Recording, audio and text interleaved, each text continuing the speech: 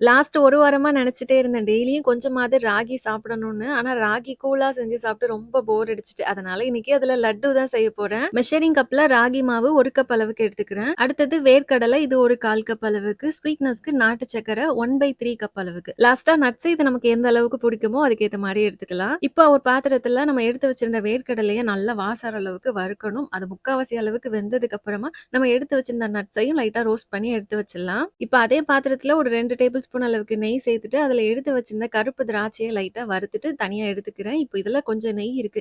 எக்ஸ்ட்ராவா இன்னும் 1 டீஸ்பூன் அளவுக்கு நெய் போட்டு எடுத்து வச்சிருந்த 1 கப் அளவுக்கு ராகி மாவ நல்லா லோ ஹீட்ல நல்லா ஸ்மெல் வர அளவுக்கு வறுத்துக்கணும். இப்போ ஒரு 10 நிமிஷத்துக்கு அப்புறமா பார்த்தா மாவு சூப்பரா ரெடி ஆயிட்டு, இந்த டைம்ல மிக்ஸி ஜார்ல நம்ம வறுத்து வச்சிருந்த வேர்க்கடல, நட்ஸ் அது கூடவே எடுத்து வச்சிருந்த நாட்டு சர்க்கரை சேர்த்து லைட்டா கொர கொரன்னு அரைச்சுட்டு, இப்ப இந்த ராகி மாவு நல்லா சூடாவே தான் இருக்கு. இது கூடவே உடனே அந்த அரைச்சு வச்சிருந்த மிக்ஸ்சர் சேர்த்து நல்லா பெசஞ்சுட்டோம்னா, ஆல்ரெடி நெய்யெல்லாம் இருக்கு. அதனால உருண்டை பிடிக்க ஈஸியாவே வரும். ஒரு வேள உங்களுக்கு மாவு கொஞ்சம் ட்ரையா இருக்கிற மாரி தோணுச்சுன்னா, 2 டீஸ்பூன் அளவுக்கு நெய்ய உருக்கி சேர்த்துக்கோங்க. நல்லா டைட்டா உருண்டை பிடிச்சு வச்சுட்டோம்னா, சூப்பரா ராகி லட்டு ரெடி ஆயிட்டு, இது நம்ம ஃப்ரிட்ஜ்லலாம் வைக்க தேவையில்ல. வெளியிலேயே 1 மாசம் வரைக்கும் சூப்பரா இருக்கும். பாப்பாவுமே இது ரொம்ப விரும்பி சாப்பிட்டா, கண்டிப்பா நீங்களும் செஞ்சு பாருங்க. பாய்.